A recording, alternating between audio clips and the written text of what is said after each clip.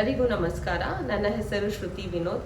So ಇವಾಗ already summer start ಆಗಿದೆ, ಮತ್ತೆ ಎಷ್ಟು ಬಿಸಿಲಿದೆ, ನಾವೆಲ್ಲ ಎಷ್ಟು ಈಸಿಯಾಗಿ ಡ್ರೈನ್ ಔಟ್ ಆಗ್ತಾ ಇದೀವಿ ಆಚೆ ಹೋಗಿದ ತಕ್ಷಣ, ಮತ್ತೆ ಎನರ್ಜಿ ಲೆವೆಲ್ಸ್ ಎಲ್ಲ ಲೋ ಆಗ್ತಾ ಇದೆ. ಸೊ ಈ ಟೈಮಲ್ಲಿ ನಮ್ದು ನ್ಯೂಟ್ರಿಷನ್ ಲೆವೆಲ್ ನಾವು ಹೇಗೆ ಮೇಂಟೈನ್ ಮಾಡ್ಕೋಬೇಕು ಅಂತ ನಿಮಗೆ ತಿಳಿಸ್ಕೊಡೋಕ್ಕೆ ಇವತ್ತು ನಮ್ಮ ಜೊತೆ ವೆಲ್ನೆಸ್ ಕೋಚ್ ಅಂಬಿಕಾ ಮಹೇಶ್ ಅವರು ಇದ್ದಾರೆ. ಸೊ ಬನ್ನಿ ಅವ್ರನ್ನ ಸ್ವಾಗತಿಸೋಣ. ಥ್ಯಾಂಕ್ ಯು ಸೋ ಮಚ್ ಶ್ರುತಿ ಅವರೇ. ಈ ಒಂದು ಕಾರ್ಯಕ್ರಮಕ್ಕೆ ಕರೆದು ನನಗೆ ಅವಕಾಶ, ನ್ಯೂಟ್ರಿಷನ್ ಬಗ್ಗೆ ತಿಳಿಸ್ಕೊಡೋದಕ್ಕೆ ಅವಕಾಶ ಮಾಡಿಕೊಟ್ಟಿದ್ದಕ್ಕೆ ಥ್ಯಾಂಕ್ ಯು ಸೋ ಮಚ್. ಮೊದಲನೇದಾಗಿ ನಾನು ಏನ್ ಕೇಳ್ಬೇಕಂದ್ರೆ, ಸೊ ಈಗ ನ್ಯೂಟ್ರಿಷನ್ ಅಂತ ಬಂದಿದ ತಕ್ಷಣ ಜನರಲ್ ಆಗಿ ಜನರು ವೆಯ್ಟ್ ಲಾಸ್ ಮಾಡಕ್ಕೆ ಇರ್ಬೋದು, ವೆಯ್ಟ್ ಗೇನ್ ಮಾಡಕ್ಕೆ ಇರ್ಬೋದು, ಅವಾಗ ನ್ಯೂಟ್ರಿಷನ್ ತಗೋಬೇಕು ಅಂತ ಹೇಳ್ತಾರೆ. ಸೊ ಯೂಶುವಲಿ ಸೊ ಅದನ್ನ ಒಬ್ಬೊಬ್ರು ಹೌದು ಅಂತ ಹೇಳ್ತಾರೆ, ಒಬ್ಬೊಬ್ರು ಇಲ್ಲ ಅಂತ ಹೇಳ್ತಾರೆ. ಆದ್ರೆ ಜನರಲ್ ಆಗಿ ನ್ಯೂಟ್ರಿಷನ್ ಅಂದ್ರೆ ಏನು ಅಂತ ನಮ್ಮ ವೀಕ್ಷಕರಿಗೆ ಒಂದ್ ಸ್ವಲ್ಪ ಮಾಹಿತಿ ಕೊಡ್ತೀರಾ? ನೀವು ಹೇಳಿದ್ದು 100% ನಿಜ. ಪ್ರತಿಯೊಬ್ಬರು ತಲೆಯಲ್ಲೂ ಇರುತ್ತೆ. ಈಗ ವೆಯ್ಟ್ ಲಾಸ್, ವೆಯ್ಟ್ ಗೇನು ನ್ಯೂಟ್ರಿಷನ್ಗೆ ಪೂರಕ ಆಗಿದೆಯಾ ಅಥವಾ ಆಗಿಲ್ವಾ? ಸೊ ನಾವೆಲ್ಲ ಏನು ತಿಳ್ಕೊಂಡ್ಬಿಟ್ಟಿದೀವಿ, ಒಂದು ನ್ಯೂಟ್ರಿಷನ್ ಕೊಡೋದ್ರಿಂದ ವೆಯ್ಟ್ ಲಾಸ್ ಆಗುತ್ತೆ, ವೆಯ್ಟ್ ಗೇನ್ ಆಗುತ್ತೆ ಅಂತ. ಸೊ ಹಾಗಲ್ಲ. ಅದು ಗ್ಲೋಬಲ್ ಸೈನ್ಸ್ ಪ್ರಕಾರ 80% ಒಂದು ಬಾಡಿ ಅಥವಾ ದೇಹಕ್ಕೆ ಏನು ಡಿಸೈನ್ ಆಗಿರೋದು, ರೋಲ್ ಮಾಡೋದು ನಮ್ಮದು ಫುಡ್. ಸೊ ಹಾಗಿರುವಾಗ ನ್ಯೂಟ್ರಿಷನ್ ಅಂತ ನಾವು ಮಾತಾಡೋದಾದ್ರೆ, ನ್ಯೂಟ್ರಿಷನ್ಗೂ ಫುಡ್ಗೂ ತುಂಬ ವ್ಯತ್ಯಾಸ ಇದೆ. ಏನು ಅಂತಂದ್ರೆ, ನಾವು ದಿನನಿತ್ಯ ಏನು ತಗೋತೀವೋ ಎಲ್ಲ ಫುಡ್ಡು ನ್ಯೂಟ್ರಿಷನ್ ಆಗಲ್ಲ. ಹೌದು. ನಮ್ಮ ದೇಹಕ್ಕೆ ಎನರ್ಜಿ ಕೊಡುವಂಥದ್ದು ಇರಬೇಕು ನ್ಯೂಟ್ರಿಷನ್ ಅಂದರೆ ದೇಹಕ್ಕೆ ಎಲ್ಲ ರೀತಿಯ ಪೌಷ್ಟಿಕಾಂಶಗಳನ್ನು ಒದಗಿಸುವಂಥದ್ದು ಆಹಾರ ಇರಬೇಕು. ಸೊ ಅದನ್ನು ನಾವು ನ್ಯೂಟ್ರಿಷನ್ ನಮ್ಮ ದಿನನಿತ್ಯದ ಆಹಾರದಲ್ಲಿ ಬಳಸ್ಕೊತಾ ಇದ್ರೆ ಇಲ್ಲಿ ವೆಯ್ಟ್ ಲಾಸು, ವೆಯ್ಟ್ ಗೇನು ಆ ಥರದ್ದೇನು ಬರಲ್ಲ. ನಮ್ಮ ದೇಹ ಬೆಳಗ್ಗೆ ಎದ್ದಾಗಿಂದ ರಾತ್ರಿ ಮಲಗೋ ತನಕ ಚಟುವಟಿಕೆಯಿಂದ ಇರತಕ್ಕಂಥದ್ದು, ಸೊ ಹೆಲ್ದಿಯಾಗಿ ಇರ್ತಕ್ಕಂಥದ್ದಕ್ಕೆ ನಾವು ನ್ಯೂಟ್ರಿಷನ್ ಅಂತ ಹೇಳಿ ಕರಿತೀವಿ. ನ್ಯೂಟ್ರಿಷನ್ ಅಂದ್ರೆ ಏನಂತ ನಮ್ಮ ವೀಕ್ಷಕರಿಗೆ ತುಂಬಾ ಚೆನ್ನಾಗಿ ತಿಳಿಸ್ಕೊಟ್ಟಿದ್ದೀರಾ. ಸೊ ಇವಾಗ ನಾವು ತಗೊಳ್ಳೋ ನ್ಯೂಟ್ರಿಷಿಯಸ್ ಫುಡ್ ಹೇಗಿರ್ಬೇಕು, ಮತ್ತೆ ಅದು ನಮ್ಮ ಬಾಡಿಗೆ ಹೇಗೆ ಸಪೋರ್ಟ್ ಮಾಡಬೇಕು ಅಂತ ತಿಳಿಸ್ಕೊಡ್ತೀರಾ? ಪೋಷಣೆಯುಳ್ಳ ಆಹಾರ ಹೆಂಗಿರ್ಬೇಕು? ನಮ್ಮ ಮೈಂಡ್ನ ಕಾಮ್ ಆಗಿ ಇರಿಸುವಂಥದ್ದಾಗಿರ್ಬೇಕು, ಮತ್ತೆ ನಮ್ಮ ದೇಹಕ್ಕೆ ಚೈತನ್ಯ ಕೊಡುವಂಥದ್ದಾಗಿರ್ಬೇಕು.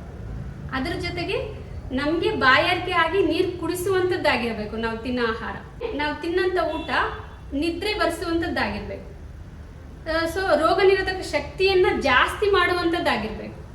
ಸೊ ಹೀಗೆ ಒಂದು ಆಕ್ಟಿವಿಟಿಯಿಂದ ಇರಬೇಕು, ಚಟುವಟಿಕೆಯಿಂದ ಓಡಾಡುವಂಥದ್ದು. ನಾವು ಕೊಡುವಂಥದ್ದು ಏನು ಆಹಾರ ಇದೆಯೋ ಅದನ್ನು ನಾವು ನ್ಯೂಟ್ರಿಷನ್ ಅಂತ ಕರಿತೀವಿ. ನ್ಯೂಟ್ರಿಷನ್ ನಮ್ಮ ಬಾಡಿ ಮತ್ತೆ ನಮ್ಮ ಮೈಂಡ್ಗೆ ಹೇಗೆ ಸಪೋರ್ಟಿವ್ ಆಗಿರುತ್ತೆ ಅಂತ ತುಂಬಾ ಚೆನ್ನಾಗಿ ಹೇಳಿದ್ರಿ. ಸೊ ಇದೇ ರೀತಿ ಇವಾಗ ನ್ಯೂಟ್ರಿಷನ್ ಅಂದಿದ ತಕ್ಷಣ ನಾವು ಯಾವಾಗಿಂದ ನ್ಯೂಟ್ರಿಷನ್ ಸ್ಟಾರ್ಟ್ ಮಾಡಬೇಕು ನಮ್ಮ ಬಾಡಿಗೆ ಅಂತ ನಮ್ಮ ವೀಕ್ಷಕರಿಗೆ ತಿಳಿಸ್ಕೊಡ್ತೀರಾ? ಪ್ರತಿಯೊಬ್ಬ ಗರ್ಭಿಣಿ ಏನು ಮಗುವಿಗೆ ಜನ್ಮ ಕೊಡಕ್ಕೆ ಸ್ಟಾರ್ಟ್ ಆಗುತ್ತೋ, ಆ ಹೊಟ್ಟೆ ಒಳಗಡೆಯಿಂದ ಮಗು ಬೆಳೆಯುತ್ತಲ್ಲ, ಆ ಹಂತದಲ್ಲೇ ಸ್ಟಾರ್ಟ್ ಆಗುತ್ತೆ ಮಗುವಿಗೆ ನ್ಯೂಟ್ರಿಷನ್ ಮತ್ತೆ ತಾಯಿಗೆ ನ್ಯೂಟ್ರಿಷನ್. ತುಂಬಾ ನೀವು ಕೇಳಿರ್ಬೇಕು, 2 ಜೀವ ಇದೆ, ಸೊ ನೀವೇನ್ ಮಾಡ್ಬೇಕು, ಜಾಸ್ತಿ ತಿನ್ಬೇಕು. ಅಥವಾ ಅವಾಗ ನೋಡಿರ್ಬೇಕು ನೀವು ತುಂಬಾ ಮನೇಲಿ, ಆಗ ಆ ಟೈಮಲ್ಲಿ ಆ ಲೇಡಿನ ತುಂಬಾ ಕೇರ್ ಮಾಡ್ತಾರೆ. ಸೊ ನಿಮ್ಗೆ ಈ ಒಂದು ಟೈಮಲ್ಲಿ ನಿಮ್ಗೆ ಫೋಲಿಕ್ ಆಸಿಡ್ ಬೇಕು, ಕ್ಯಾಲ್ಸಿಯಂ ಬೇಕು, ಮತ್ತೆ ಫೈಬರ್ ಬೇಕು, ಪ್ರೋಟೀನ್ ಬೇಕು, ಜಾಸ್ತಿ ತಿನ್ಬೇಕು. ಸೊ ಆ ಮಗುಗೂ ಹೋಗ್ಬೇಕು ನೀವು ತಿಂದಿದ್ದು ಆಹಾರ ಅಂತ. ಸೊ ಅಲ್ಲಿಗೆ ಅರ್ಥ ಮಾಡ್ಕೊಳ್ಳಿ, ಮಗುವಿನ ಬೆಳವಣಿಗೆ ಹಂತದಲ್ಲೇ ಸ್ಟಾರ್ಟ್ ಆಗ್ಬಿಡುತ್ತೆ ನ್ಯೂಟ್ರಿಷನ್. ಸೊ ಅಲ್ಲಿಂದ ಪೋಷಣೆಯುಳ್ಳ ಆಹಾರ, ನಾವು ಎಂಥ ಆಹಾರ ಕೊಡಬೇಕು ಅಂತಂದ್ರೆ ಬ್ಯಾಲೆನ್ಸ್ ನ್ಯೂಟ್ರಿಷನ್ ಫುಡ್ ಅಂತ, ಸಮತೋಲನ ಆಹಾರ. ಸೊ ಹೊಟ್ಟೆ ಒಳಗಡೆ ಇರೋ ಮಗುವಿಂದಾನೇ ನ್ಯೂಟ್ರಿಷನ್ ತುಂಬಾ ಇಂಪಾರ್ಟೆಂಟ್ ಅಂತ ನಮ್ಮ ವೀಕ್ಷಕರಿಗೆ ಇವಾಗ ತಿಳಿಸ್ಕೊಟ್ಟಿದ್ದೀರಾ. ಹಾಗಿದ್ರೆ ನಾವು ಪ್ರತಿನಿತ್ಯದಲ್ಲಿ ಸೊ ನಾವು ಮಾಡೋ ಊಟ ಹೇಗೆ ಪ್ರಪೋರ್ಷನೇಟ್ ಆಗಿರ್ಬೇಕು ಅಂತ ನಮ್ಮ ವೀಕ್ಷಕರಿಗೆ ತಿಳಿಸ್ಕೊಡ್ತೀರಾ? ಏನಕ್ಕಂದ್ರೆ ಎಷ್ಟೊಂದು ಜನ ಅನ್ಕೊಂಡಿರ್ತಾರೆ, ಶುಗರ್ನ ಕಂಪ್ಲೀಟ್ ಆಗಿ ಕಟ್ ಡೌನ್ ಮಾಡಬೇಕು, ಅದು ದೇಹಕ್ಕೆ ಬೇಡ, ಇಲ್ಲ ಕಾರ್ಬ್ಸ್ನ ಕಂಪ್ಲೀಟ್ ಆಗಿ ಕಟ್ ಡೌನ್ ಮಾಡಬೇಕು ಅಂತ ತುಂಬಾ ಜನ ತಿಳ್ಕೊಂಡಿರ್ತಾರೆ. ಸೊ ಅದ್ರ ಬಗ್ಗೆ ನಮಗೆ ಡೀಟೇಲ್ ಆಗಿ ತಿಳಿಸ್ಕೊಡ್ತೀರಾ? ಸೊ ಪ್ರಾಪರ್ ನ್ಯೂಟ್ರಿಷನ್ ಎವ್ರಿ ಮೀಲಲ್ಲೂ ಹೇಗಿರ್ಬೇಕು, ಸೊ ಅದು ಡಯಟ್ ಪರ್ಪಸ್ಗಂತ ಅಲ್ಲ, ಪ್ರತಿನಿತ್ಯ ಎಲ್ಲ ಪ್ರತಿಯೊಬ್ಬ ಮನುಷ್ಯನಿಗೆ ಹೇಗಿರ್ಬೇಕು ಅಂತ. ಎಸ್, ಹೌದು. ನೀವು ಈ ಕ್ವಶನ್ ಕೇಳಿದ್ದು ತುಂಬಾ ಹೆಲ್ಪ್ ಆಗುತ್ತೆ. ಸೊ ನಾವು ನಿಜ ಈಗ ಹಿಂಗೆ ನಾನು ಆಲ್ರೆಡಿ ಹೇಳ್ತಾ ಇದ್ದೆ ನಿಮಗೆ, ನೀರು ಕುಡಿತೀವಿ, ಅದನ್ನ ಲೀಟರಲ್ಲಿ ಅಳತೆ ಮಾಡ್ತೀವಿ. ಹಾಗೆಯೇ ನಾವು ಹಾಕೊಳ್ಳೋಂಥ ಬಟ್ಟೆನ ಮೀಟರಲ್ಲಿ ಅಳತೆ ಮಾಡ್ತೀವಿ. ಹಾಗೆ ನಾವು ತಿನ್ನೋ ಫುಡ್ನ ಎಷ್ಟೋ ಜನಕ್ಕೆ ಗೊತ್ತಿಲ್ಲ, ಅದು ಹೆಂಗೆ ಅಳತೆ ಫಸ್ಟ್ ಆಫ್ ಆಲ್ ಅಳತೆ ಮಾಡ್ತೀವಿ ಅಂತಾನೆ ಗೊತ್ತಿಲ್ಲ ಅಲ್ವಾ? ಸೊ ಈ ಥರ ಇದೆ. ಆ್ಯಕ್ಚುಲಿ ನಾವು ತಿನ್ನೋಂಥ ಆಹಾರನ ನಾವು ಕ್ಯಾಲರಿ ರೂಪದಲ್ಲಿ ಅಳತೆ ಮಾಡ್ತೀವಿ. ಮಿನಿಮಮ್ ಒಂದು ಮನುಷ್ಯ ಇಷ್ಟಕ್ಕೆ ಬ್ರೇಕ್ಫಾಸ್ಟಲ್ಲಿ ಮಿನಿಮಮ್ ಒಂದು 230 ಕ್ಯಾಲರಿ ಇರೋಂಥದ್ದು. ಒಂದು ಮೊಟ್ಟೆ ತಿಂದರೆ ಒಂದು 5 ಗ್ರಾಮ್ ಪ್ರೋಟೀನ್ ಸಿಗುತ್ತೆ. ಕಾಮನ್ ಆಗಿ ಏನು ವೈಟ್ದು ತಿಂದರೆ ಅದೇ ಎಲ್ಲೋ ಇರುತ್ತಲ್ಲ, ಸೊ ಅದರಲ್ಲಿ ನಿಮಗೆ ಫ್ಯಾಟ್ ಇರುತ್ತೆ. ಹೌದು. ಸೊ ಹಾಗಾಗಿ ನಾವು ಪ್ರತಿಯೊಂದನ್ನು ಕ್ಯಾಲ್ಕುಲೇಟ್ ಮಾಡ್ತಾ ಹೋದ್ರೆ ಆಗಲ್ಲ. ಹೌದು. ಸೊ ಏನು ನಾಲ್ಗೆಗೆ ರುಚಿಗೆ ನಾವು ನಿತ್ಯದಲ್ಲಿ 3 ಹೊತ್ತು ಎಲ್ಲಾನು ಕ್ಯಾಲ್ಕುಲೇಟ್ ಮಾಡಕ್ಕೂ ಆಗಲ್ಲ. ಬಟ್ ಒಂದು ಸೈನ್ಸ್ ಪ್ರಕಾರ ಒಂದು ಮೀಲ್ ಪ್ಲೇಟ್ ಅಂದ್ರೆ ಈ ತರಾನೇ ಇರಬೇಕು ಅಂತ ಇದೆ. 40% ಕಾರ್ಬೋಹೈಡ್ರೇಟ್, 30% ಗುಡ್ ಪ್ರೋಟೀನ್ ಮತ್ತೆ 30% ಗುಡ್ ಫ್ಯಾಟ್ ಇರಬೇಕು. ಸಿಂಪಲ್ ಆಗಿ ಹೇಳಿದೀರಾ 40-30-30 ಪ್ರಪೋರ್ಷನ್ ಅಲ್ಲಿ ನಮ್ ಫುಡ್ ಇರ್ಬೇಕಂತ. ಸೊ 40 ಬಂದ್ಬಿಟ್ಟು ಕಾರ್ಬ್ಸ್ ಇರ್ಬೇಕು, 30 ಬಂದ್ಬಿಟ್ಟು ಹೆಲ್ದಿ ಫ್ಯಾಟ್ಸ್ ಇರ್ಬೇಕು, ಮತ್ತೆ ಇನ್ನ 30 ಬಂದ್ಬಿಟ್ಟು ಪ್ರೋಟೀನ್ ಇರ್ಬೇಕು. ಬಟ್ ಸೊ ಕಾರ್ಬ್ಸ್ ಅಲ್ಲಿ ಏನಿರ್ಬೇಕು, ಪ್ರೋಟೀನ್ ಅಲ್ಲಿ ಏನಿರ್ಬೇಕು, ಮತ್ತೆ ಫ್ಯಾಟ್ಸ್ ಅಲ್ಲಿ ಏನಿರ್ಬೇಕು ಅಂದ್ರೆ ನಾವು ತಿನ್ನೋ ಆಹಾರ ಯಾವ್ದ್ಯಾವ್ದು ಇರ್ಬೇಕು ಅಂತ ಒಂದ್ ಸ್ವಲ್ಪ ಎಕ್ಸ್ಪ್ಲೈನ್ ಮಾಡ್ತೀರಾ? ಎಸ್ ಶ್ರುತಿ. ಸೊ ಕಾರ್ಬೋ ಅಂತಂದ್ರೆ ಎಲ್ಲರಿಗೂ ಏನಾಗ್ಬಿಟ್ಟಿದೆ ಅಂತಂದ್ರೆ ಈ ಕಾರ್ಬೋಹೈಡ್ರೇಟ್ ಜಾಸ್ತಿ ಇಂಟೇಕ್ ಮಾಡೋದ್ರಿಂದ ನಾವು ದಪ್ಪ ಆಗ್ತೀವಿ ಅಥವಾ ಇನ್ನೇನೋ ಸಮಸ್ಯೆ ಬರುತ್ತೆ ಅಂತ. ಆಕ್ಚುಲಿ ನಮ್ಮ ಬಾಡಿಗೆ ಕಾರ್ಬೋಹೈಡ್ರೇಟ್ಸ್ನು ಬೇಕು. ಸೊ ಯಾವ್ಯಾವ್ದ್ರಲ್ಲಿ ಸಿಗುತ್ತೆ ಅಂತಂದ್ರೆ ದಿನನಿತ್ಯ ನಾವೇನು ಮೇನ್ ಬಂದು ಅಕ್ಕಿ ರಾಗಿ ಜೋಳ. ಈಗ ಎಕ್ಸಾಂಪಲ್ ನೀವು ಅನ್ನ ಸಾಂಬಾರು ಇಟ್ಕೋಬಹುದು.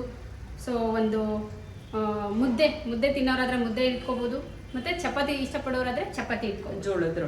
ಜೋಳದ ರೊಟ್ಟಿ ಅಕ್ಕಿ ರಾಗಿ ಜೋಳದಿಂದ ಏನೇನ್ ಮಾಡಿರ್ತೀವೋ ಅದೆಲ್ಲ ನಿಮಗೆ ಕಾರ್ಬ್ಗೆ ಬರುತ್ತೆ. ಸೊ ಕಾರ್ಬನ್ನ ತಿಂದ್ರೇನೆ ನಮ್ದು ಬಾಡಿ ಆಕ್ಟಿವಿಟಿಯಾಗಿ ಕೆಲಸ ಮಾಡಕ್ಕೆ ಹೆಲ್ಪ್ ಮಾಡುತ್ತೆ.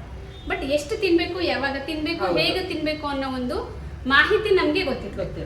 ಸೊ ಇದು ಕಾರ್ಬ್ಗೆ ಬಂದಾಗ ಕಾರ್ಬೋಹೈಡ್ರೇಟ್ ಅಂತಂದ್ರೆ ಅಕ್ಕಿ ರಾಗಿ ಜೋಳದಿಂದ ಏನೇನು ಇರುತ್ತೋ ಅದ ಐಟಮ್ಸ್ ಎಲ್ಲ ತಿನ್ಬೇಕು. ಸೊ ಅದ್ರ ಜೊತೆಗೆ ನೀವು ಆಗ್ಲೇ ಕೇಳಿದ್ರಿ ಪ್ರೋಟೀನ್ ಅಂತ. ಸೊ ನಮ್ಗೆ ಪ್ರೋಟೀನ್ ಕೂಡ 30% ಬೇಕು. ಯಾವ್ಯಾವ್ದ್ರಲ್ಲಿ ಸಿಗುತ್ತೆ ಹಾಗಿದ್ರೆ ಪ್ರೋಟೀನು? ನಾವು ಮಾಡ್ತಿರ್ತೀವಿ ನೋಡಿ, ದ್ವಿದಳ ಧಾನ್ಯಗಳಲ್ಲಿ ಸಿಗತ್ತೆ, ಮತ್ತೆ ಇನ್ನು ನಟ್ಸ್ ಅಲ್ಲಿ ಸಿಗತ್ತೆ, ಹಾಲಿನ ಉತ್ಪನ್ನಗಳಲ್ಲೂ ಕೂಡ ನಮ್ಗೆ ಒಂದು ಪ್ರೋಟೀನ್ ಸಿಗತ್ತೆ. ಆಕ್ಚುಲಿ ಏನ್ ಗೊತ್ತಾ, ತುಂಬಾ ಮನೇಲಿ ಏನ್ ಮಾಡಿರ್ತೀವಿ ಅಂದ್ರೆ ರಾತ್ರಿ ಎಪ್ಪಾಕಿರ್ತೀವಿ ಮೊಸರಾಗಕ್ಕೆ. ಬೆಳಗ್ಗೆ ಎದ್ದ ತಕ್ಷಣ ಮೊಸರು ನೋಡಿದಾಗ ಮೇಲ್ಗಡೆ ನೀರಿರುತ್ತೆ ಗೊತ್ತಾ. ಆಕ್ಚುಲಿ ಆ ನೀರಲ್ಲಿ ವೇ ಪ್ರೋಟೀನ್ ಇರುತ್ತೆ. ಆಕ್ಚುಲಿ ನಮ್ಮ ಬಾಡಿಗೆ ವೇ ಪ್ರೋಟೀನ್ ಬೇಕು. ಬಟ್ ನಾವೇನ್ ಮಾಡ್ತೀವಿ, ತುಂಬಾ ಜನ ಅದನ್ನ ಚೆಲ್ಬಿಡ್ತೀವಿ. ಚೆಲ್ಬಿಟ್ಟು ಗಟ್ಟಿ ಮೊಸರು, ಕೆನೆ ಮೊಸರು ಅಂತ ಯೂಸ್ ಮಾಡ್ತೀವಿ. ಅದು ಕೂಡ ನಮ್ಮ ಬಾಡಿಗೆ ವೆರಿ ಇಂಪಾರ್ಟೆಂಟ್. ಮತ್ತೆ ಆಕ್ಚುಲಿ ಆರೋಗ್ಯಕರವಾದ ಆಹಾರದ ಮುಖ್ಯ ಭಾಗ ಯಾವುದು ಗೊತ್ತಾ? ವೆಜಿಟೇಬಲ್ಸ್ ಮತ್ತೆ ಫ್ರೂಟ್ಸ್, ಹಣ್ಣು ತರಕಾರಿಗಳು. ಅದರಲ್ಲಿ ಸಾಕಷ್ಟು ವೈಟಮಿನ್ಸ್, ಮಿನರಲ್ಸ್ ಸಿಗೋದ್ರಿಂದ ನಮ್ಮ ಬಾಡಿಗೆ ಏನಾಗುತ್ತೆ, ಚಟುವಟಿಕೆಯಿಂದ ಚೈತನ್ಯದಿಂದ ಇರೋದಕ್ಕೆ ಹೆಲ್ಪ್ ಆಗುತ್ತೆ. ಸೊ ಪ್ರೋಟೀನು ಕೂಡ ಇಷ್ಟೊಂದು ಪ್ರಮಾಣದಲ್ಲಿ ಸಿಗುತ್ತೆ. ಇಷ್ಟೊಂದು ಹಣ್ಣು ತರಕಾರಿಗಳಲ್ಲಿ ಪ್ರೋಟೀನ್ ಸಿಗುತ್ತೆ. ಈಗ ನಾವು ಇನ್ನೂ ತುಂಬ ಯೋಚನೆ ಮಾಡೋದಾದರೆ ಮಶ್ರೂಮು, ಪನ್ನೀರು, ಬ್ರೋಕಲಿ, ಮೊಳಕೆ ಕಾಳುಗಳು. ಸೊ ಇವೆಲ್ಲ ಬರೀ ಒಂದಿನ ತಿಂದ್ಬಿಟ್ರೆ ಆಗುತ್ತಾ? ವೀಕ್ಷಕರು ಏನು ಕೇಳಿಸ್ಕೊತಾ ಇದ್ದಾರೋ ಇವತ್ತು ಒಂದಿನ ಮಾತ್ರ ನಾವು ಹೆಲ್ತ್ದು ಕಾನ್ಶಿಯಸ್ ಮಾಡಿಕೊಂಡು ತಿಂದ್ಬಿಡ್ತೀವಿ ಅನ್ಕೊಳ್ಳಿ. ಎಕ್ಸಾಂಪಲ್ ಹಂಗೆ ನಾವು ಪ್ರತಿಯೊಂದು ಯೂಟ್ಯೂಬ್ ನೋಡ್ತೀವಿ, ಇನ್ನೊಂದು ಮತ್ತೊಂದು ಯಾರೋ ಒಂದು ಹೇಳ್ತಾರೆ. ಸೊ ಹೇಳಿದ ದಿನ ಮಾತ್ರ ನಾವು ಅದನ್ನ ತುಂಬ ಫಾಲೋ ಮಾಡ್ತೀವಿ. ಬಟ್ ಅದು ಒಂದಿನ ಮಾತ್ರ ಬೇಕಾ? ಇಲ್ಲ. ಆಕ್ಚುಲಿ ಸೈನ್ಸ್ ಪ್ರಕಾರ ನೋಡಿ, ಎಷ್ಟು kg ಇರ್ತಾನೆ ಆ ವ್ಯಕ್ತಿ ಅಷ್ಟು ಗ್ರಾಮು ಪರ್ ಡೇ ಪ್ರೋಟೀನ್ ಕೊಡಬೇಕು. ಎಕ್ಸಾಂಪಲ್ ಈಗ ನಾನು 50 kg ಇದ್ದೀನಿ ಅಂದರೆ 50 ಗ್ರಾಮ್ ಪ್ರೋಟೀನ್ ಪರ್ ಡೇ ಕೊಡಬೇಕು. ಸೊ ಅದ್ರ ಜೊತೆಗೆ ಫ್ಯಾಟ್, ಗುಡ್ ಫ್ಯಾಟ್ ಕೊಡೋವಂಥದ್ದು. ಆಕ್ಚುಲಿ ನಮ್ಮ ಒಂದು ದಿನನಿತ್ಯದ ಆಹಾರದಲ್ಲಿ ಒಮೆಗಾ 3 ಫ್ಯಾಟಿ ಆಸಿಡ್ ಜಾಸ್ತಿ ಬೇಕು. ಬಟ್ ನಾವೇನು ಸೇವನೆ ಮಾಡ್ತಿದ್ದೀವಿ ಇವತ್ತಿನ ದಿನದಲ್ಲಿ ಒಮೆಗಾ 6 ಇರೋಂಥದ್ದನ್ನ ಜಾಸ್ತಿ ಮಾಡ್ತಾ ಇದ್ದೀವಿ. ಸೊ ಆದಷ್ಟು ನಮ್ಮದು ಮೀಲ್ ಪ್ಲೇಟಲ್ಲಿ ಗುಡ್ ಫ್ಯಾಟ್ ಅಂದರೆ ಒಂದು ನಮ್ಮದು ಊಟದ ತಟ್ಟೆ ಹೆಂಗಿರ್ಬೇಕಂತಂದರೆ ಒಂದು ಫ್ರೂಟ್ಸ್ ಇರಬೇಕು, ಯಾವುದಾದ್ರೂ ಒಂದು ಸ್ವಲ್ಪ ತರಕಾರಿದು ಯಾವುದಾದ್ರದ್ದೊಂದು ಪಲ್ಯ ಇರಬೇಕು, ಮತ್ತು ಒಂದು ಬೌಲ್ ಮೊಸರು ಇರಬೇಕು. ಮೊಸರಲ್ಲಿ ನಮ್ಮ ಡೈಲಿ ಮೊಸರು ತಿನ್ನೋದ್ರಿಂದ ಅದರಲ್ಲಿ ಗುಡ್ ಬ್ಯಾಕ್ಟೀರಿಯಾಸ್ ನಮ್ಮ ಬಾಡಿಗೆ ಹೋಗುತ್ತೆ. ಸೊ ಮೊಸರು ಇರಬೇಕು, ಜೊತೆಗೆ ತುಪ್ಪ ಅಥವಾ ಬೆಣ್ಣೆ. ಸೊ ಎಷ್ಟೋ ಜನ ಅನ್ಕೋತಾರೆ ತುಪ್ಪ ಅಥವಾ ಬೆಣ್ಣೆ ತಿಂದ್ಬಿಟ್ರೆ ನಾನು ದಪ್ಪ ಆಗ್ತೀನಿ ಅಂತ.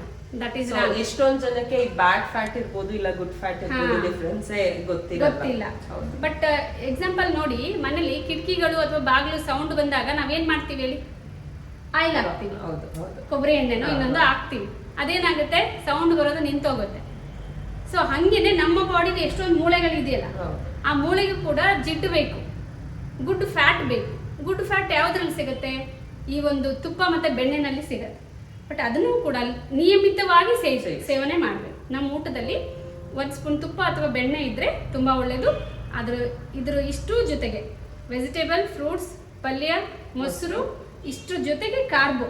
ಸೊ ಇದನ್ನ ಡೈಲಿ ನಮ್ಮ ಊಟದಲ್ಲಿ ಫಾಲೋ ಮಾಡೋದ್ರಿಂದ ನಮ್ಮದೇನು ನಾವು ನ್ಯೂಟ್ರಿಷನ್ ಬಗ್ಗೆ ನಾವು ಮಾತಾಡ್ತಿದೀವೋ ಆ ಪರಿಪೂರ್ಣ ಒಂದು ಮೀಲ್ ಪ್ಲೇಟಲ್ಲಿ ಏನು ಸಿಗಬೇಕೋ ಆ ವ್ಯಕ್ತಿಗೆ ಅದು ಸಿಗುತ್ತೆ. ಈ ಮೀಲ್ ಪ್ಲೇಟ್ ಬಂದು ಒಂದ್ ದಿನ ಆಗ್ಲಿ ಒಂದ್ ತಿಂಗಳಾಗ್ಲಿ ಮಾಡೋದಲ್ಲ. ಸೊ ಲೈಫ್ ಟೈಮ್ಗೆ ನೀವು 3 meals ಅಲ್ಲೂ ಇದೇ ರೀತಿ ಕಾರ್ಬ್, ಪ್ರೋಟೀನ್ ಮತ್ತೆ ಫ್ಯಾಟ್ ನ ಇನ್ಕ್ಲೂಡ್ ಮಾಡ್ಬೇಕಂತ ಹೇಳ್ತಾ ಇದ್ದೀರಾ. ಹೌದು. ಸೊ ಅದು ವೇಟ್ ಲಾಸ್ ಇರ್ಬೋದು, ವೇಟ್ ಗೇನ್ ಇರ್ಬೋದು, ಅದು ಸೆಕೆಂಡ್ರಿ. ಪ್ರತಿ ಮನುಷ್ಯಂಗೂ ಇಷ್ಟು ನ್ಯೂಟ್ರಿಷನ್ ಫುಲ್ಫಿಲ್ ಮಾಡೋದು ತುಂಬಾ ಇಂಪಾರ್ಟೆಂಟ್. ಹೌದು, ಇದೇ ಪ್ರಕಾರ ಹೋಗೋದ್ರಿಂದ ನಾವು ತುಂಬಾ ಅದ್ರದ್ದು ಎಫೆಕ್ಟಿವ್ ರಿಸಲ್ಟ್ ನೋಡ್ತೀವಿ. ಹೌದು. ಸೊ ಏನಾದ್ರೂ ಇದನ್ನ ಪ್ರಾಪರ್ ಆಗಿ ಬ್ಯಾಲೆನ್ಸ್ ಮಾಡ್ಲಿಲ್ಲ ಅಂದ್ರೆ 100% ನ್ಯೂಟ್ರಿಷನ್ ಡಿಫಿಷಿಯನ್ಸಿ ಒಬ್ಬ ಮನುಷ್ಯಂಗೆ ಆಗೇ ಆಗತ್ತೆ. ಸೊ ನ್ಯೂಟ್ರಿಷನ್ ಡಿಫಿಷಿಯನ್ಸಿ ಆದ್ರೆ ಏನ್ ಪ್ರಾಬ್ಲಮ್ಸ್ ಆಗತ್ತೆ ಅಂತ ಹೇಳ್ತೀರಾ? ಎಸ್, ನ್ಯೂಟ್ರಿಷನ್ ಡಿಫಿಷಿಯನ್ಸಿ ಅನ್ನೋದು ಇವತ್ತಿನ ದಿನದಲ್ಲಿ ತುಂಬಾ ನೋಡ್ತಾ ಇದೀವಿ ನೋಡಿ. ಮೊದಲೊಂದು ಕಾಲ ಏನೋ ಒಂದು ಫಿಲಮ್ ಅಲ್ಲಿ ನೋಡಿದ್ದು, ಒಬ್ಬರು ಮನೇಲೂ ಸಾವಿಲ್ದೇ ಇರೋ ಮನೆಯಿಂದ ಸಾಸಿವೆ ತಗೊಂಡ್ಬನ್ನಿ ಅಂತ ಅಲ್ವಾ. ಸೊ ಹಂಗಾಗಿ ಅಲ್ಲಿ ಅವ್ರಿಗೆ ಸಾಸಿವೆ ಎಲ್ಲಿ ಸಿಗೋದು, ಪ್ರತಿಯೊಬ್ಬರ ಮನೇಲೂ ಸಾವಾಗಿತ್ತು. ಸೊ ಅದೇ ತರ ನಾವು ಅದನ್ನ ರಿಲೇಟೆಡ್ ಮಾಡ್ಕೊಳ್ಳೋದಾದ್ರೆ, ಈಗ ಪ್ರತಿಯೊಬ್ಬರು ಮನೇಲಿ ಹೋಗಿ ಮಾತಾಡ್ಸಿ ನೋಡಿ, BP ಇಲ್ದೇ ಇರೋರಿಲ್ಲ, ಶುಗರ್ ಇಲ್ದೇ ಇರೋರಿಲ್ಲ ಅಲ್ವಾ. ಸೊ ಪ್ರತಿಯೊಬ್ಬರಿಗೂ ಏನಾಗಿ BP ಇರಬೇಕು, ಶುಗರ್ ಇರಬೇಕು, ಇದ್ರೇನೆ ಆ ವ್ಯಕ್ತಿ ಚೆನ್ನಾಗಿರ್ತಾನೆ. ಬಟ್ ಎಷ್ಟು ಇರಬೇಕು, ನಾರ್ಮಲ್ ಆಗಿ ಇಟ್ಕೋಬೇಕು. ನಮ್ದು ಡಿಫಿಷಿಯನ್ಸಿ ನೋಡಿ, ನ್ಯೂಟ್ರಿಷನ್ ಡಿಫಿಷಿಯನ್ಸಿ ಆದ್ರೆ ಏನಾಗುತ್ತೆ, ನಮ್ದು ವೆಯ್ಟ್, ಈಗ ಆಲ್ರೆಡಿ ನೀವು ತೂಕ ಜಾಸ್ತಿ ತೂಕ ಕಡಿಮೆ ಅಂತ ಹೇಳಿದ್ರಿ. ತೂಕ ಹೈಟಿಗಿಂತ ವೆಯ್ಟು, ತೂಕ 1 ಗ್ರಾಮು ಜಾಸ್ತಿ ಇರಬಾರ್ದು, 1 ಗ್ರಾಮ್ ಕಡಿಮೆನೂ ಇರಬಾರ್ದು. ನಮ್ದು ಇಷ್ಟು ಮುಷ್ಟಿ ಇಟ್ಕೊಳ್ಳಿ, ಇಷ್ಟು ನಮ್ದು ಹಾರ್ಟ್ ಇರೋದಲ್ಲ. ಸೊ ಹಾರ್ಟ್ ಯಾವ್ದ್ರಿಂದ ಆಗಿದೆ, ಮಸಲ್ಸ್ ಇಂದ ಆಗಿರೋದು. ಮಸಲ್ಸ್ಗೆ ಏನ್ ಬೇಕು, ಮಸಲ್ಸ್ಗೆ ಬಂದು ನಮಗೆ ಫೈಬರ್, ವಾಟರ್, ಪ್ರೋಟೀನ್ ಬೇಕು. ಸೊ ಈ ಒಂದು ಪುಟಾಣಿ ಹಾರ್ಟು, ಇಷ್ಟು ಹಾರ್ಟು ರೆಸ್ಟ್ ಮಾಡ್ಬಿಟ್ರೆ ಹೇಗಿರುತ್ತೆ, ನಾವೇ ಇರಲ್ಲ ಅಲ್ಲ. ಎಸ್, ಏನೇ ನಮ್ಮ ಬಾಡಿ ನೈಟ್ ಏನ್ ಮಲಗಿದಾಗ ತುಂಬಾ ರಿಪೇರಿ ಕೆಲಸ ನಡೀತಾ ಇರುತ್ತೆ. ಸೊ ಹಾರ್ಟ್ ಮಾತ್ರ ರೆಸ್ಟ್ ಮಾಡಲ್ಲ, ನಾವು ಮಾತ್ರ ಮಲಗಿರ್ತೀವಿ. ಸೊ ಇಂಥ ಒಂದು ಹಾರ್ಟ್ನ ನಾವು ಹೆಂಗೆ ಇಟ್ಕೋಬೇಕು, ಈ ಹಾರ್ಟ್ ನಾರ್ಮಲ್ ಆಗಿ ಇರಬೇಕು ಅಂತಂದ್ರೆ ಮೇನ್ ಬಂದು ನಮ್ದು ವೆಯ್ಟು ಕರೆಕ್ಟಾಗಿ ಇಟ್ಕೋಬೇಕು. ಮತ್ತೆ ಇನ್ನೊಂದು ಡಿಫಿಷಿಯನ್ಸಿ ಅಂತಂದ್ರೆ ಹೆಲ್ತಲ್ಲಿ, ಈಗ ಸ್ಕಿನ್ ಹೆಲ್ತ್ ಆಗಿರ್ಬೋದು, ಬ್ರೇನ್ ಹೆಲ್ತ್ ಆಗಿರ್ಬೋದು, ಬೋನ್ ಹೆಲ್ತ್ ಆಗಿರ್ಬೋದು, ಪ್ರತಿಯೊಂದು ಆರೋಗ್ಯದ ಬಗ್ಗೆ, ಹೆಲ್ತ್ ಬಗ್ಗೆ ನಾವು ಮಾತಾಡುವಾಗ ಎಷ್ಟೊಂದು ಮನೇಲಿ BP, ಶುಗರು, ಮೈಗ್ರೇನು, ಇನ್ನೊಬ್ರಿಗೆ ಪೈಲ್ಸು, ಎಷ್ಟೊಂದು ಹಿಂಸೆ ಅನ್ಸುತ್ತಲ್ವಾ. ಮೋಷನ್ ಕ್ಲಿಯರ್ ಆಗಲ್ಲ. ಸೊ ಮೋಷನ್ ಕ್ಲಿಯರ್ ಯಾಕಾಗಲ್ಲ, ಬಾಡಿಲಿ ನಾವು ತಿನ್ನೋ ಊಟದಲ್ಲಿ ಫೈಬರ್ ಇರಲ್ಲ. ಸೊ ಫೈಬರ್ನ ಮಿನಿಮಮ್ 25ರಿಂದ 30 ಗ್ರಾಮ್ ನಾರ್ಮಲ್ ಒಬ್ಬ ಮನುಷ್ಯಂಗೆ ಬೇಕು. ಒಂದು ದಿನದಲ್ಲಿ 25ರಿಂದ 30 ಗ್ರಾಮ್ ಫೈಬರ್ ಬೇಕು. ಅದು ಚೆನ್ನಾಗಿ ಕೊಟ್ಟರೆ ಏನಾಗುತ್ತೆ, ಮೋಷನ್ ನೀಟಾಗಿ ಕ್ಲಿಯರ್ ಆಗುತ್ತೆ. ಮತ್ತು ನಮ್ಮ ಊಟದಲ್ಲಿ ಈಗ ಕ್ಯಾಲ್ಶಿಯಂ ಡಿಫಿಷಿಯನ್ಸಿ ಆಗುತ್ತೆ, ಪ್ರೋಟೀನ್ ಡಿಫಿಷಿಯನ್ಸಿ ಆಗುತ್ತೆ. ಮನುಷ್ಯ ಇವತ್ತು ಪ್ರತಿಯೊಂದು ಕಾಯಿಲೆ ಅಂತಂದರೆ ನೋಡಿ, ಕೂತಿರ್ತೀವಲ್ಲ, ನಾವು ಎದ್ದೋಗಿ ನೀರು ತಗೊಳ್ಳೋಂಗೆ ನನ್ನ ಬಾಡಿ ನನಗೆ ಸಪೋರ್ಟ್ ಮಾಡಬೇಕು. ಎಷ್ಟೋ ಜನ ನೋಡಿ, ಇವತ್ತು ನಾವು ಲಕ್ಕಿಲಿ ಇಬ್ಬರು ಸೂಪರ್, ಬೆಳಗ್ಗೆ ಎದ್ದಿದ್ದೀವಿ, ಇಲ್ಲಿ ಕೂತಿದ್ದೀವಿ, ಮಾತಾಡ್ತಿದ್ದೀವಿ. ಬಟ್ ಎಷ್ಟೋ ಜನ ನೋಡಿ ರಾತ್ರಿ ಮಲಗಿರೋರು ಎದ್ದೇ ಇಲ್ಲ. ಸೊ ಯಾಕೆ ಆಗ್ತಿದೆ ಇವತ್ತು ಅಂದರೆ, ಕರೆಕ್ಟಾಗಿ ಮನುಷ್ಯ ಈ ಥರ ಪೋಷಣೆಯುಳ್ಳ ಆಹಾರದ ಸೇವನೆಯ ಕೊರತೆಯಿಂದಾಗಿಯೇ BP ಆಗಿರ್ಬೋದು, ಶುಗರ್ ಆಗಿರ್ಬೋದು, ಸಡನ್ ಡೆತ್ ಆಗೋಂಥದ್ದು, ಹಾರ್ಟ್ ಅಟ್ಯಾಕ್ ಆಗೋಂಥದ್ದು. ಸೊ ಮೈಲ್ಡ್ ಹಾರ್ಟ್ ಅಟ್ಯಾಕ್ ಅಂತಾರೆ, ಮೇಜರ್ ಹಾರ್ಟ್ ಅಟ್ಯಾಕ್ ಅಂತಾರೆ. ಕೊಲೆಸ್ಟ್ರಾಲ್ ಬಾಡಿಗೆ ಜಾಸ್ತಿ ಆಗ್ತಾ ಏನಾಗುತ್ತೆ, ಮನುಷ್ಯನ ಒಂದು ಇನ್ಆಕ್ಟಿವ್ ಲೈಫ್ ಸ್ಟೈಲ್. ಸೊ ಅದರಿಂದ ಕೂಡ ಈ ಥರದ್ದು ಡಿಫಿಷಿಯನ್ಸಿನ ನಾವು ಅನುಭವಿಸ್ತಾ ಇರ್ತೀವಿ. ಮಿನಿಮಮ್ ಅಂತಂದರೆ ಲೇಡೀಸ್ಗೆ ಕ್ಯಾಲ್ಶಿಯಂ 1200 mg ಬೇಕು ಪರ್ ಡೇ. ಅದೇ ಜೆಂಟ್ಸ್ಗೆ ಮಿನಿಮಮ್ 1400 mg ಬೇಕು ಕ್ಯಾಲ್ಶಿಯಂ. ಸೊ ಅದನ್ನು ನಮ್ಮ ಊಟದಲ್ಲೇ ಕೊಡಬೇಕೇ ಹೊರತು ಆಹಾರದಿಂದನೇ ಆರೋಗ್ಯ ಸರಿ ಮಾಡ್ಕೋಬೇಕು. ಯಾವಾಗಲೂ ನಾವು ಮೆಡಿಸನಿಂದ ಆರೋಗ್ಯನ ಸರಿ ಮಾಡ್ಕೋಬಾರ್ದು ಅಲ್ವಾ. ಮಕ್ಕಳಲ್ಲಿ ನೋಡಿ ಚೈಲ್ಡ್ ಒಬೆಸಿಟಿ ಜಾಸ್ತಿ ಆಗ್ತಿದೆ ಇವಾಗ, ಪೋಷಣೆಯುಳ್ಳ ಆಹಾರದ ಕೊರತೆಯಿಂದಾಗಿ. ಕರೆಕ್ಟಾಗಿ ನಾವು ಆ ಮಕ್ಕಳು ಜಂಕ್ ಫುಡ್ಗಳು ಜಾಸ್ತಿ ಆಗ್ತಾ ಇದೆ, ಪೋಷಣೆಯುಳ್ಳ ಆಹಾರದ ಕೊರತೆ ಜಾಸ್ತಿ ಆಗ್ತಾ ಇದೆ, ನೀರು ಬ್ಯಾಲೆನ್ಸ್ ಸರಿಯಾಗಿ ನೀರು ಕುಡಿದೇ ಇರೋಂಥದ್ದು. ತುಂಬ ಮಕ್ಕಳಲ್ಲಿ ನೋಡಿ, ಮನೇಲಿ ಎಷ್ಟೊಂದು ಮಕ್ಕಳು ಒಂದೇ ಊಟ, ಕೆಲವು ಮಕ್ಕಳು ದಪ್ಪ ಇರ್ತಾರೆ, ಕೆಲವು ಮಕ್ಕಳು ಸಣ್ಣ ಇರ್ತಾರೆ. ಬಿಕಾಸ್ ಆಫ್ ಅವ್ರದ್ದು ಹ್ಯಾಬಿಟ್ಸ್ಗೆ ತುಂಬ ಪವರ್ ಇದೆ. ಸೊ ನಾವು ಹೆಂಗೆ ಹ್ಯಾಬಿಟ್ಸ್ನ ಮಾಡ್ಕೊಂಡು ನೋಡಿ, ಶಿಸ್ತಿನ ಮನಸ್ಸು ಸಂತೋಷನ ಕೊಡುತ್ತಂತೆ.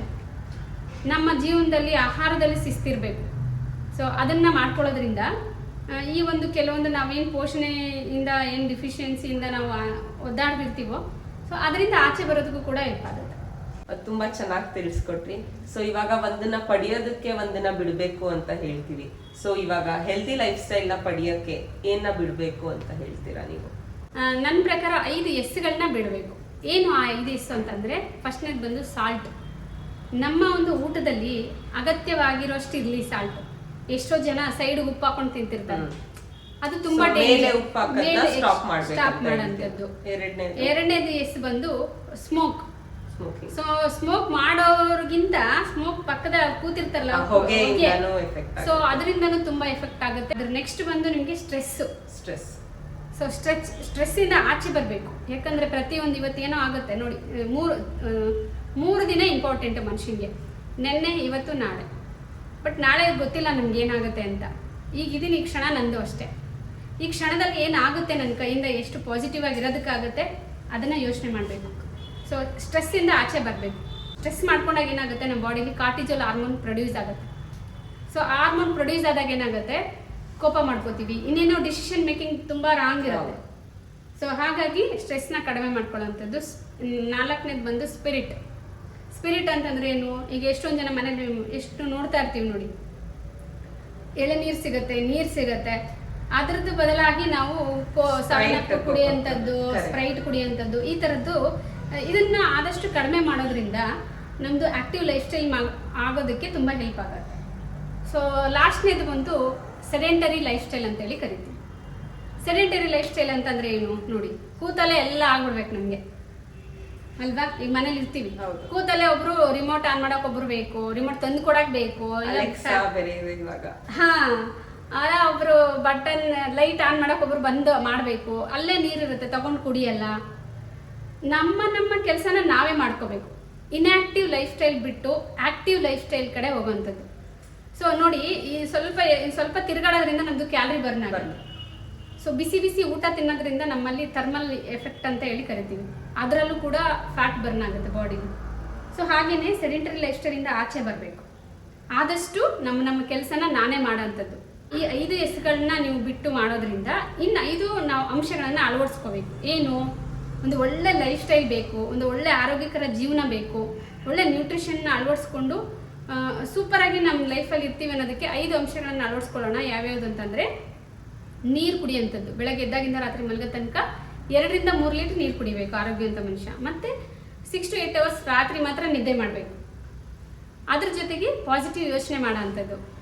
ಸೊ 4ನೇದು ಬಂದು ಫಿಸಿಕಲ್ ಆಕ್ಟಿವಿಟಿ. ದಿನದಲ್ಲಿ 10 ನಿಮಿಷದಿಂದ 20 ನಿಮಿಷ ಯಾವುದಾದ್ರೂ ಒಂದು ದೈಹಿಕವಾಗಿ ಆಕ್ಟಿವಿಟೀಸ್ ಇರಲಿ. ಲಾಸ್ಟ್ನೇದು ಬಂದು ನ್ಯೂಟ್ರಿಷನ್. ಒಳ್ಳೆ ಅದು ಯಾಕೆಂದರೆ ಫಸ್ಟ್ ನ್ಯೂಟ್ರಿಷನ್ನೇ ಬರೋದು. ಸೊ ಅದನ್ನು ತಗೊಂಡು ಈ ಎಲ್ಲ ಇದನ್ನು ಅಳವಡಿಸ್ಕೊಂಡು ಸೂಪರಾಗಿ ಮಾಡೋದ್ರಿಂದ ನಮ್ಮದು ಪೋಷಣೆನೂ ಚೆನ್ನಾಗಾಗುತ್ತೆ, ದೈಹಿಕವಾಗಿ ಮಾನಸಿಕವಾಗಿ ಬೆಳವಣಿಗೆ ಕೂಡ ಚೆನ್ನಾಗಾಗುತ್ತೆ. ಸೊ ನಮ್ಮೆಲ್ಲರಿಗೂ ಹೆಲ್ತ್ ಬಗ್ಗೆ ಇರ್ಬೋದು, ಹೆಲ್ದಿ ಲೈಫ್ ಸ್ಟೈಲ್ ಮತ್ತೆ ಪ್ರಾಪರ್ ನ್ಯೂಟ್ರಿಷನ್ ಮತ್ತೆ ನಮ್ಮ ದಿನನಿತ್ಯದ ಆಹಾರ ಹೇಗಿರ್ಬೇಕು, ತುಂಬಾನೇ ಮಾಹಿತಿಗಳನ್ನ ನಮ್ಗಾಗಿರ್ಬೋದು ನಮ್ಮ ವೀಕ್ಷಕರಿಗಾಗಿರ್ಬೋದು ತಿಳಿಸ್ಕೊಟ್ಟಿದ್ದೀರಾ. ಸೊ ಇದು ನನಗೂ ತುಂಬಾ ಇನ್ಫಾರ್ಮೇಟಿವ್ ಆಗಿತ್ತು, ಮತ್ತೆ ವೀಕ್ಷಕರಿಗೂ ಕೂಡ ತುಂಬಾ ಇನ್ಫಾರ್ಮೇಟಿವ್ ಆಗಿ ಇರುತ್ತೆ. ಸೊ ನಿಮ್ಗೆ ನನ್ನ ಕಡೆಯಿಂದ ಮತ್ತೆ ಐ ಲೈಫ್ ಲೇಡೀಸ್ ವಿಂಗ್ ಕಡೆಯಿಂದ ತುಂಬ ಹೃದಯದ ಧನ್ಯವಾದಗಳು. Thank you so much Shruti. So ಈ ಒಂದು ನ್ಯೂಟ್ರಿಷನ್ ಬಗ್ಗೆ ಹೇಳ್ಕೊಡೋದಕ್ಕೆ ನನ್ನನ್ನು ಕರೆದು ನನಗೆ ಈ ಒಂದು ಸೂಪರ್ ಆಗಿರೋ ಒಂದು ಸುಂದರವಾದ ಅವಕಾಶನ ಕೊಟ್ಟಿದ್ದೀರಿ. ಸೊ ನಿಮಗೂ ಮತ್ತು ತೀರ್ಥಾ ಮೇಡಮ್ಗೂ ಮತ್ತು ಐ ಲೈಫ್ ಲೇಡೀಸ್ ವಿಂಗ್ ಅವ್ರಿಗೆ ನನ್ನ ಕಡೆಯಿಂದ ತುಂಬ ಹೃದಯದ ಧನ್ಯವಾದಗಳನ್ನ ಹೇಳ್ತಾ ಇದ್ದೀನಿ. ಸೊ ನಿಮಗೆ ನಮ್ಮ ಐ ಲೈಫ್ ಲೇಡೀಸ್ ವಿಂಗ್ ಕಡೆಯಿಂದ ಒಂದು ಕಿರುಕಾಣಿಕೆ. Thank you so much.